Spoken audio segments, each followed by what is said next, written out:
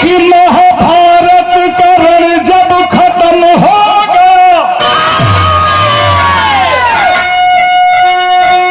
बात वहां से चलल बा कि महाभारत का रण जब खत्म होगा, यज्ञाश्वमेध यज्ञ का युधिष्ठिर रचाए, चारों अनुजों को सेना सहित भेज कर डंका सारे जहां में विजय का बजाए, द्वारिका जाने को जब मुरारी बढ़े, रोक धृष्टराष्ट्र आदर से घर में बुलाए, आंसू भर कर नयन में लगे पूछने कि मेरे पुत्रों की हत्या क्यों मोहन कराए।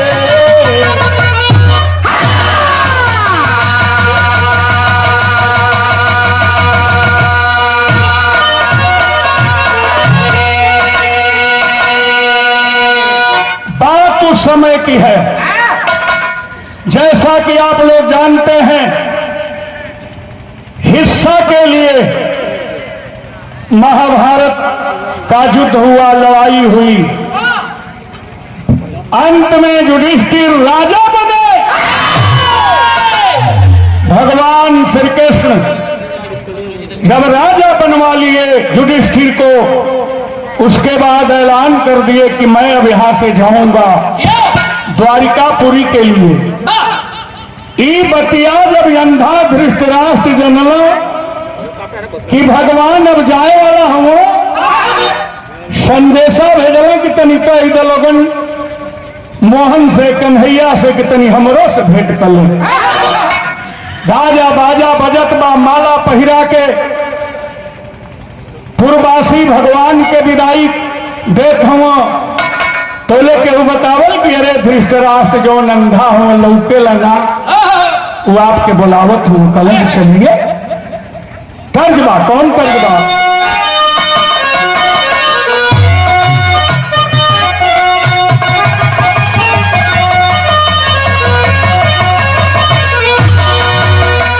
कव्वाली का तर्जबा, वह तर्जबा कि मेरे संग कर डमरू से, मेरे संग कर डमरू से दमक दम दम निकलता है।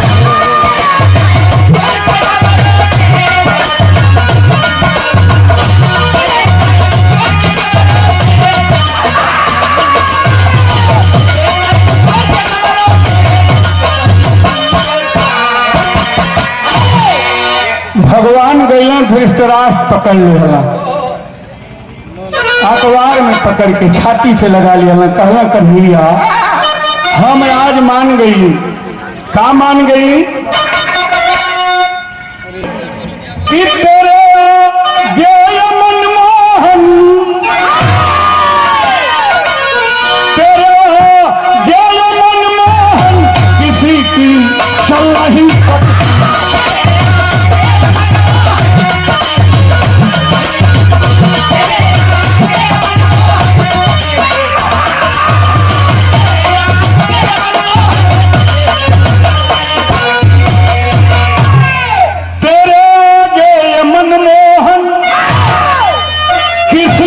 चल नहीं सकती, अरे किसी की चल नहीं सकती, किसी की चल नहीं सकती। जो चाहो जो वही होगा, जो चाहो जो वही होगा, ये बातें चल नहीं सकती।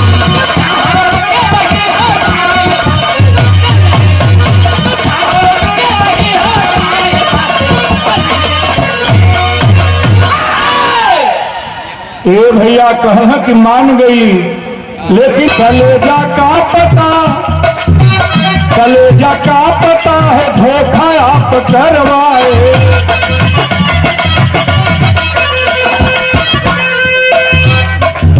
मेरे पुत्रों को आप जीते जी क्यों मरवाए?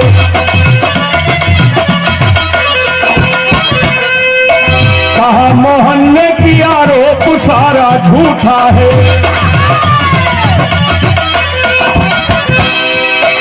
ये है पाप जो उसी का धड़ा फूटा है। कहे धृतराष्ट्र की 100 जन्म बता सकता हूँ, किया ना पाप कभी आज गिना सकता हूँ। कहा मोहन ने सुनिए, कहा मोहन ने सुनिए, बात ये पुरानी है और 101वें जन्म की कहानी है।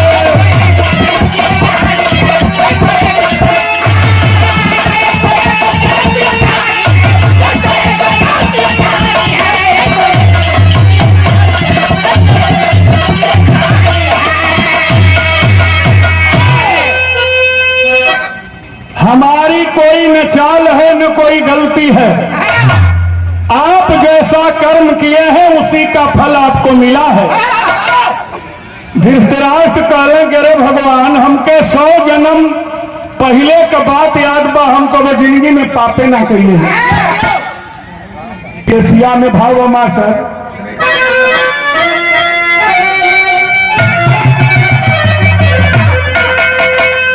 कि कहल मुरारी सुना और भूप माना में गुण, अरे एक सब एक जन्म के कहानी, नामी नरेश रहला चहल तवन पवल, मोती नाम रहे चंदन पुर में राजा धनिया।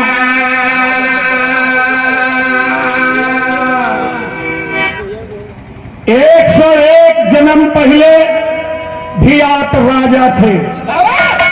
आपका नाम उस समय मोती राजा था। राजधानी चंदनपुर में थी। एक बेरे अकाल पड़ल, एक बार अकाल पड़ल, कतहु ना पानी गिरल, अरे सुखली जजात सगरी फनकली जामिनी।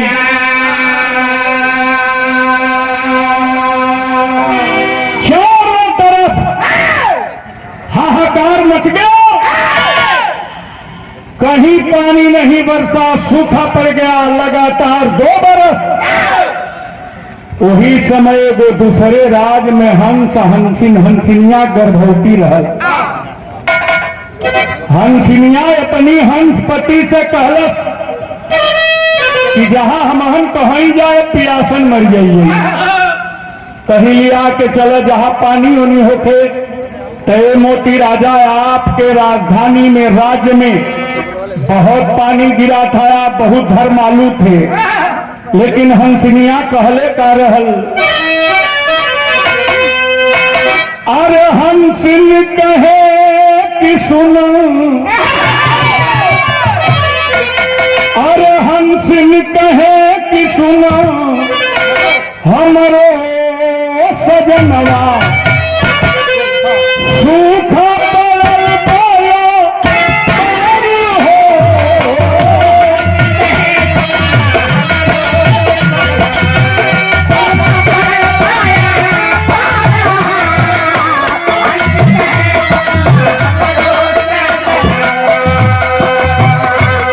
अरे कौन सरोवर में चलता सजनवा,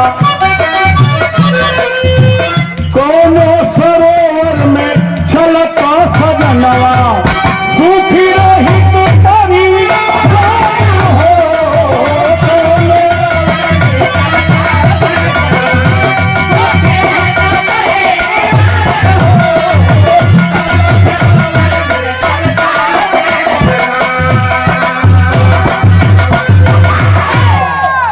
लिया के चलो कोनो दूसरे राज्य में, जहां पानी होखे तरज बदल गई बा। माता बहिन लोग के गावेला लोग गाई लो कि आज एकादशिया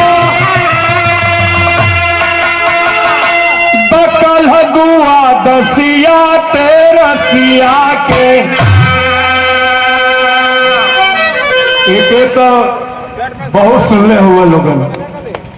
महेंद्र बड़ा हंसत हुआ, का बात है महेंद्र? अरे यार कुल बात लंघई हमेशा रही महेंद्र। एक शिवमूर्त कि आज एकादशिया कल दुआ दसिया तेरसिया के। यही है पिया परदेसिया तेरसिया के।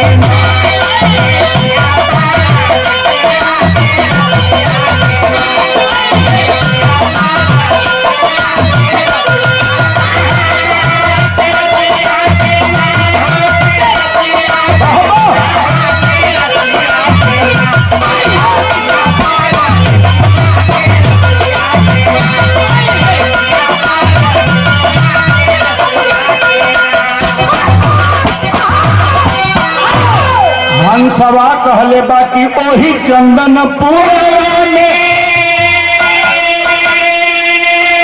अरे बाते सरोवरवा चलो हो धनी, अब चलो हो धनी।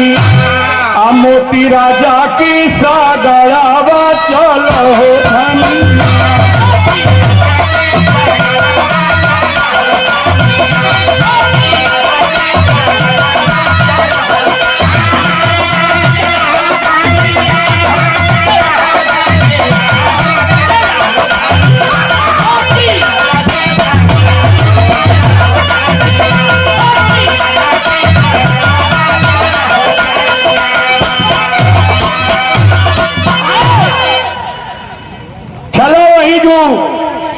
रहल जाई वही जो मजा लिहल जाई।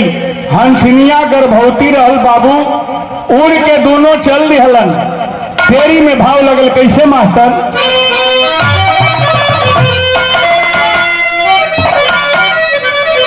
अरे अंधेरा तब जीवन में हो गया। तेरी तो अमान को कह दिया जा झटके से, लेकिन अमन का लड़का रही जब उल्लू चाचा गाँव में हो। बताओ कि बिरहा का शीर्षक तेलिए होले, लेकिन गजबे गाँव में बुल्लू चाचा हमके तो कोई लौकबे न करला। वो चेहरा का वो मोहरा का छनल आवाज आवे। तेरी गाँव में तो कहीं पियर अधेरा तो बुझियो डूबी छाया।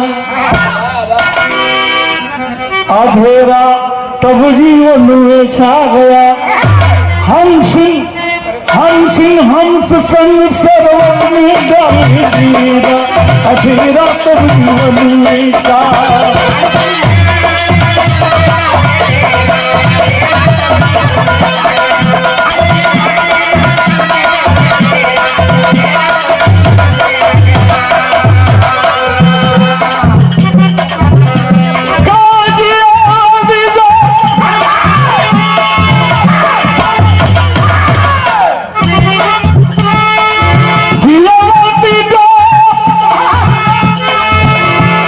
कि हमारे बचपन को प्रैक्टिकल तरह था। उजोड़ी रहल स्वर्गीय रामदेव गुरु का, गुल्लू गुरु का, हीरा चचा का।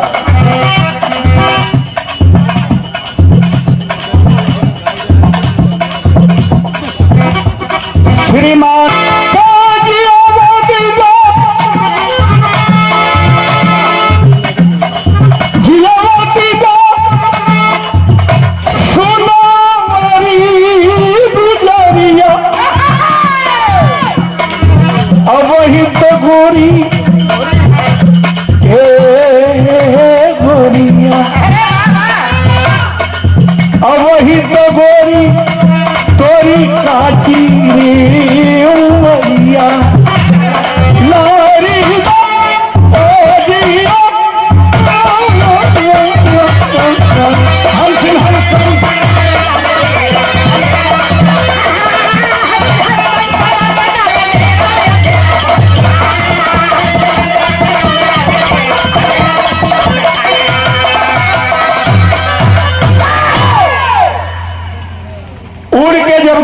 हंस हंसिन मोती राजा की राज में कई थे तालबा कई थे पोखरा बा, सब पानी से लबालब भरल बा, तो कभी ताल पोखर में खेले।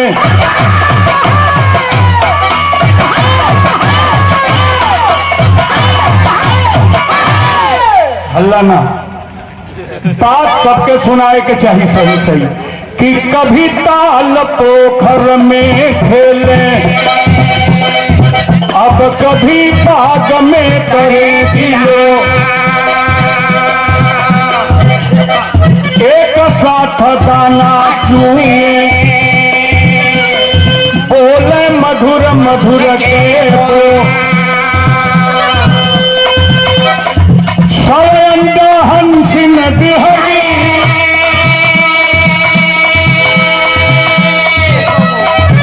सोगो चुच्चा बनले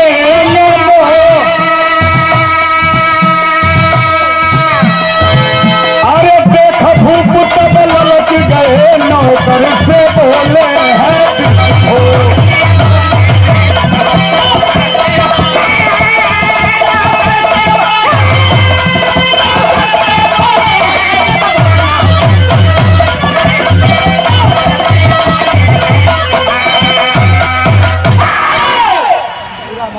सोच बदल गई बा।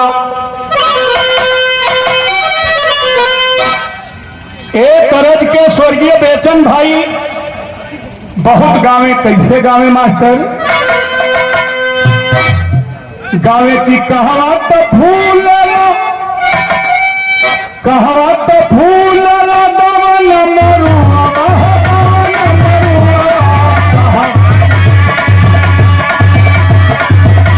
अरे कहावत फूल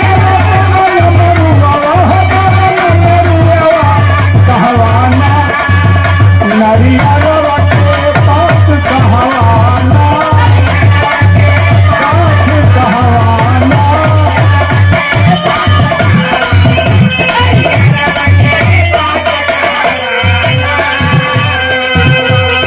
मोती राजा खैले का बड़ा शौकीन रहा। एक दिन नौकर से कहना जब खनवा बनावे खनसामा कहला, कहला क्या खनसामा? कौन भोजनिया बनावल हो वही खनवा में,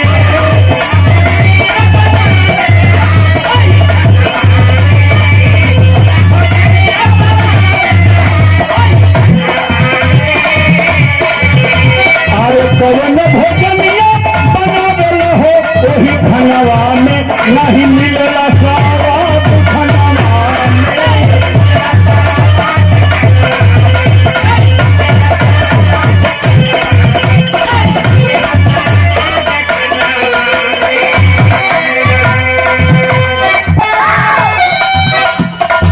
उसिन के मछरिया हो वही खनवा में,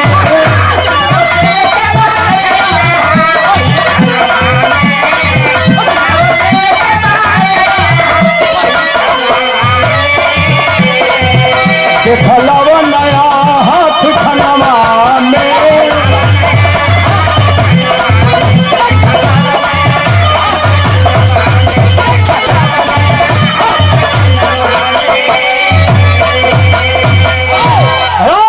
खाना माना क्या बनाते हो? न तेल बुझाता न मसाला बुझाता, वो खनसामा गनगन गनगन कांपे लगल। तरज बदल गई। तरज है बाए के स्वर्गीय रामदेव गुरु भी बहुत गावे।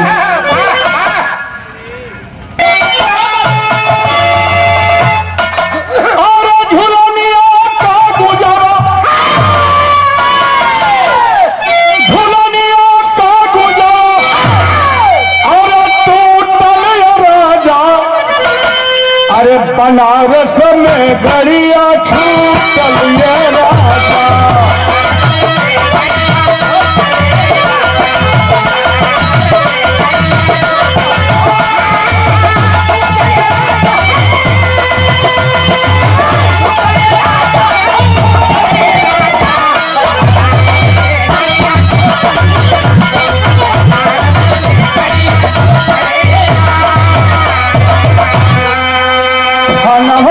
बुलावे वाला डेराते डेरात कहलस की सरकार राजा जी डरिए तो लागत या लेकिन कहीं तो कहीं कहो बताओ क्या बात है। कहा कि वही पोखरवा की किनारमा बगीचवा में और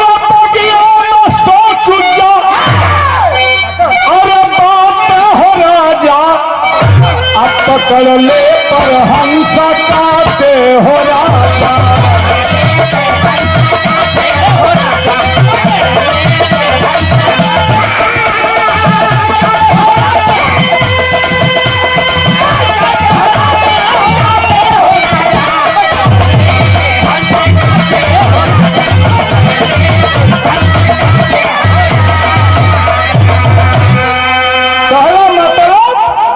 कहलस मतलब यह बा कि मिल जाइते चुज्जा त चिकन बनवती आ रसदार सुरुआ हम तोहके खियवती।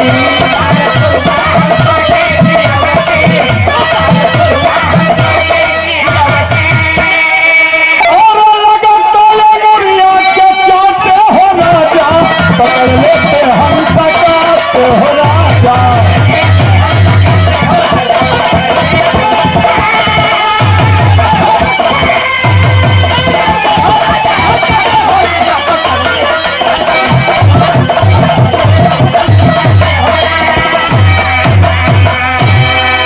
कहे सरकार हम उम्मे कब मिल जाता सब बचवा न वह बना के खिया देती तो आपो हमार नाम लेता।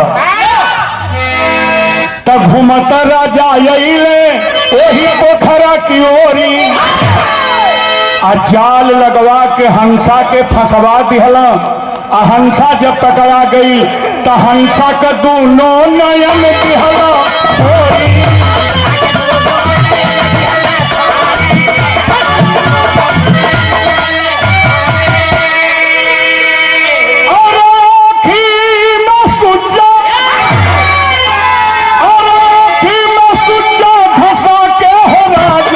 पकड़ लेते हम सकाते हो राजा।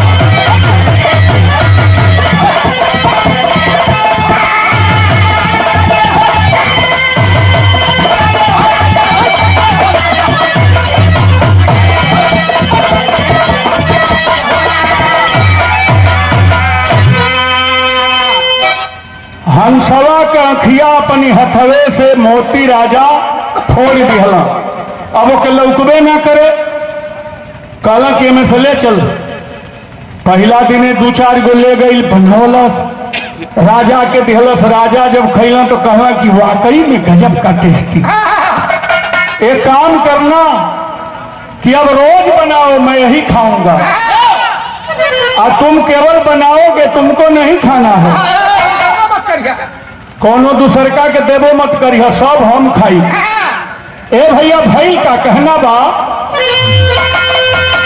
अरे धीरे धीरे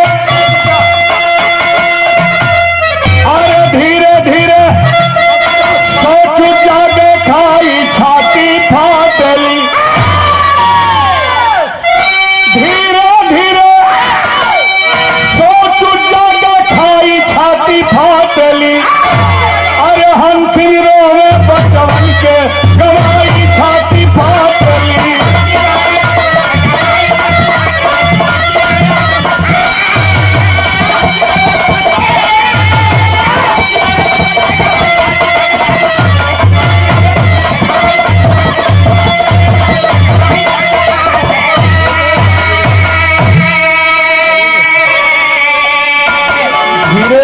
सभी बच्चों को खा गया और मोती राजा। एक दिन हंसवा कहलस कि कहो हंसिन हमार लड़का कुल कहाँ हुआ।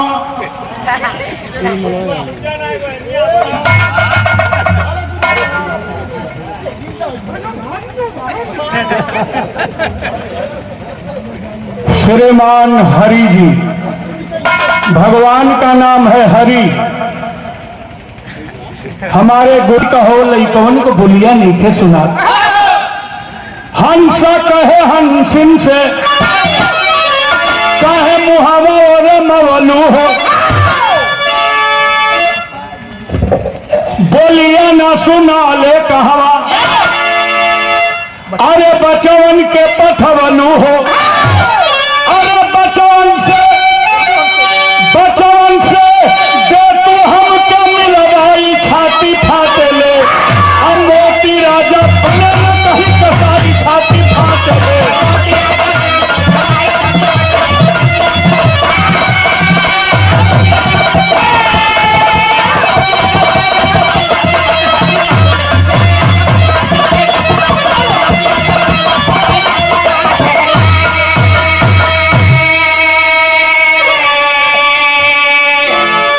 इनको हमर लइकन को बोली नहीं खे सुना, लगा था कोनो दूसरे जगह दूसरे ताल पोखरा में चरे खातिर भेज दिले बरू। अब तो धीरे धीरे उड़त हो यहाँ से, देखिए कहीं मोती राजा की हाथे न लग जाए, ये बड़ा पापी है। इतनी बात जब हंसिन सुनी न बाबू, तो भाई का मास्टर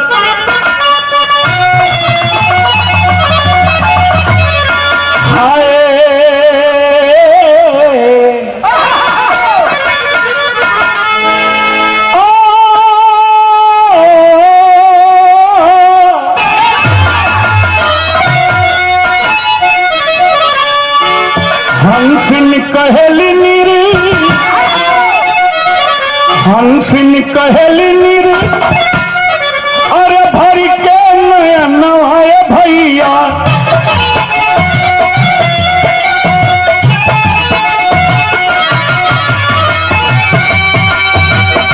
हंस की चरनिया में पटकली कपारी,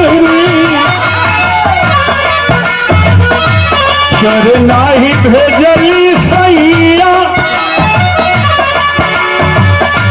चरना ही भेजली सैया, तोहरो ललनवा कहीं।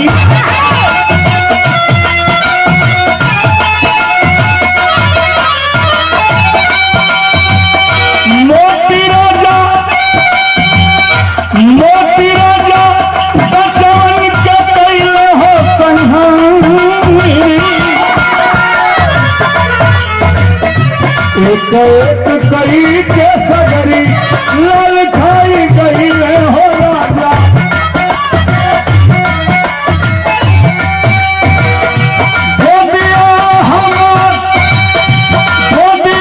हमार पापी बिहल सौजानी,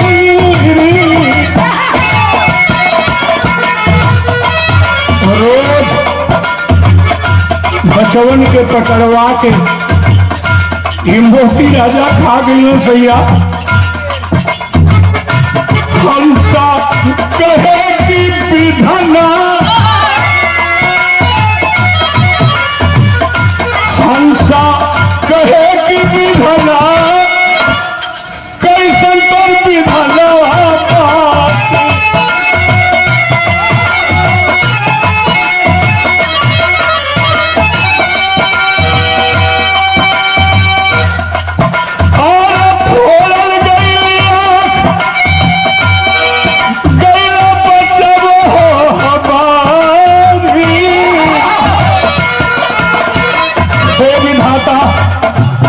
कौन सजा हमके दिहल। पहले हमारा आँख खोलल गई, एकरी बाद हमारी लइकन के छीन लिहल गई। मोती राजा भोगत तू अपने करनिया एक दिन,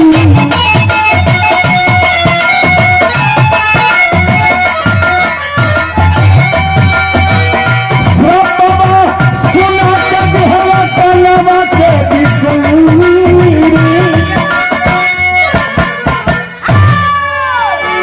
जा हो मोती राजा जा, जवन करनी कैले हो कर फल एक दिन पैबा जरूर। श्राप दे दिए हंसिन, और दोनों श्राप देने के बाद अपना जान दे दिए। भगवान कन्हैया राजा धृष्टराष्ट्र को समझा रहे हैं, कहला के धृष्टराष्ट्र आप ही थे मोती राजा के रूप में उस समय। का पहला मास्टर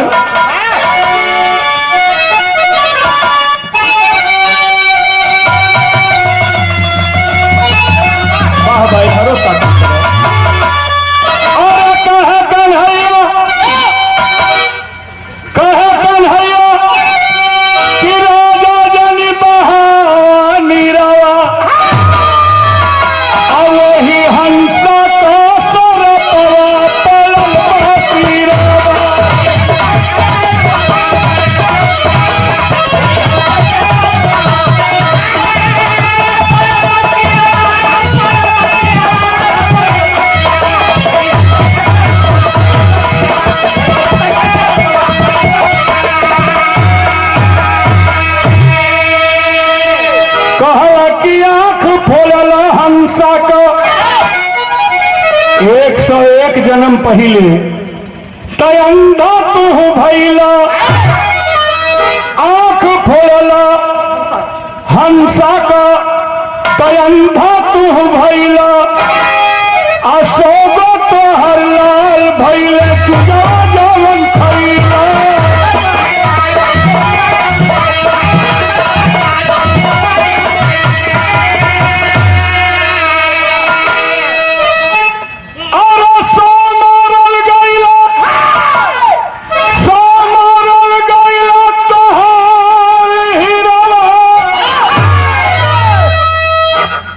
श्रीमान ओम प्रकाश प्रबलती ना ज्ञान दिहले मोहन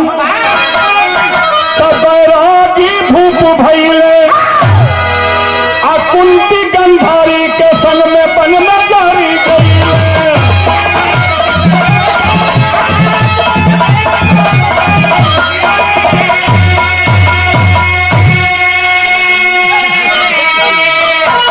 वन में जाकर के धृतराष्ट्र जान दे दिए गद्दारी के साथ, तो साथ में कुंती भी गई, वो भी जल करके ही जान देती है।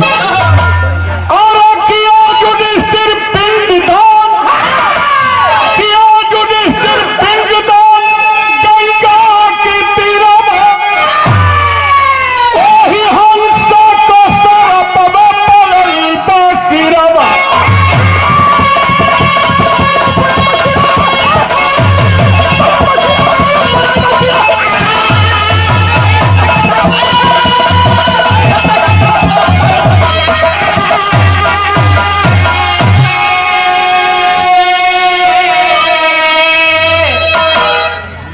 रमन श्यामाजी स्वर्ग सिधारी बब्बन यादव विश्वनाथ समरू भोला के संगिरधारी